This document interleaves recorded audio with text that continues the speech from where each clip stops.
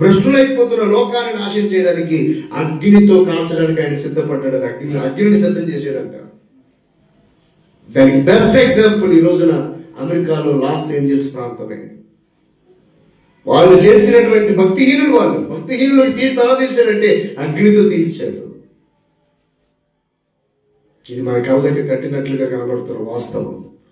ఇప్పటికైనా మనము దేవుని యొక్క భయం కలిగి, ఇప్పటికైనా మన దేవుని యొక్క భక్తి కలిగి, ఐక్యత కలిగి, సమాధానంతో, సంతోషముతో, సంఘం అంటే మనమంతటా ఒక్కటే, మనమందరము ఒకే పిల్లలము, మనమందరం ఒక తండ్రి పిల్లలము అని ఒక యూనిటీగా వచ్చి ఒకరినొకరు క్షమించుకుంటూ, ఒకరినొకరు భరించుకుంటూ, ఒకరినొకరు సహించుకుంటూ, ఒకరికంటే ఒకరు గొప్ప అని హెచ్చించుకుంటూ దేవుని పనులు ముందుకు సాగాలి తప్ప ఒకరినొకరు నడుచుకొని, ఒకరినొకరు భక్షించుకొని, ఒకరినొకరు తిట్టుకొని, ఒకరినొకరు కొట్టుకొని దేవుని ఉగ్రతకు మనం స్థానం ఇవ్వకూడదు.